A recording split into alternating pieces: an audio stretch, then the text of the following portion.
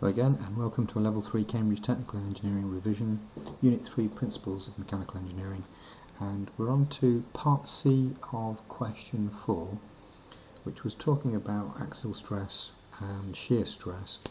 And talking about stress and strain brings us on to discussing the Young's modulus, and you're highly likely in an examination that you'll get a Young's modulus question, because Young's is very, very important in engineering.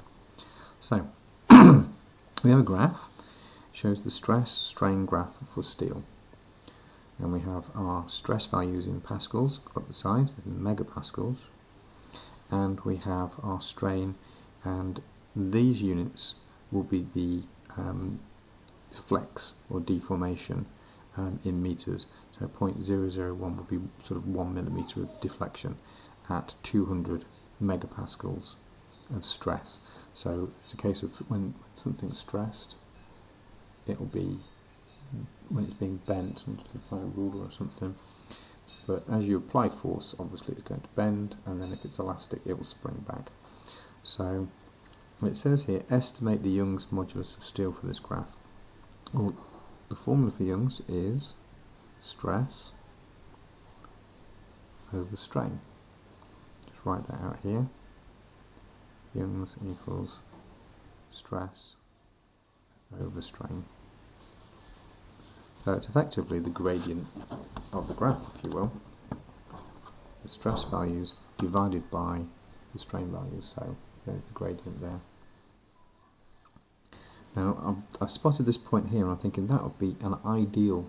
There's 200 there, 0.001.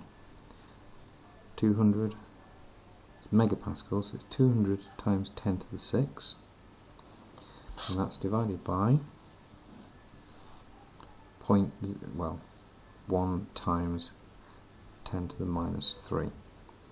Okay. I'm starting to use standard notation here because engineering notation does make life a little bit easier, because when we're dividing, the indices can simply be taken away from each other.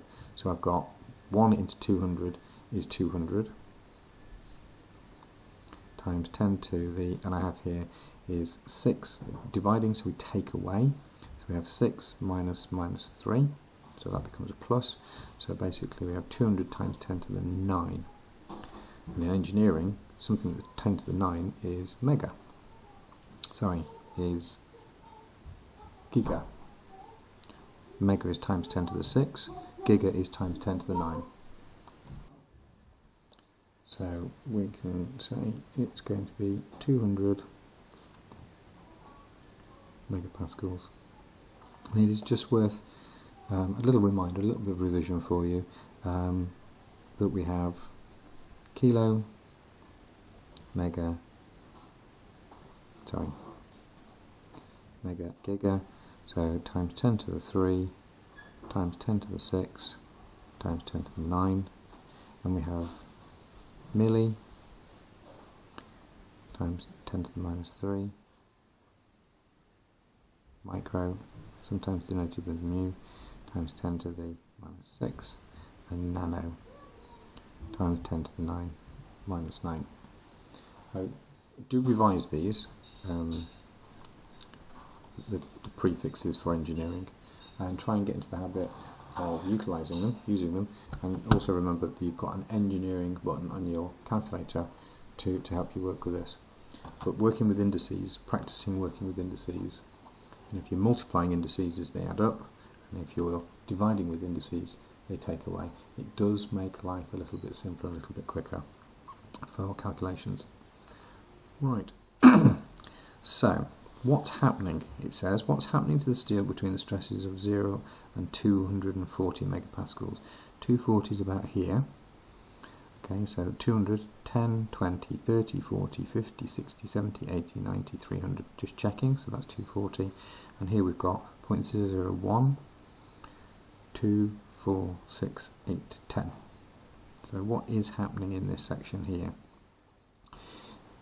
There is an earlier video. It's worth going back and reviewing that video, because it gives the Young's modulus and stress-strain graph in a little bit more detail. But basically what would happen is that as the material is being loaded, it's obviously being stressed, and it's slowly deforming under that load. So there's a certain amount of deflection, if you will, and that deflection up until the point of 240 megapascals, and perhaps just a little bit beyond, it's in what we call the elastic region.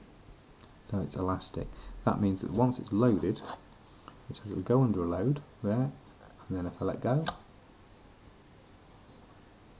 it'll return to its original shape. So it's not deformed permanently anyway. I'm not going to break my protractor to show you this, but if you load it again and you kept going, especially with metals, there comes a point when it would accept that new shape, and when you let go it wouldn't return. And at that point we move from the elastic region into the plastic deformation under load.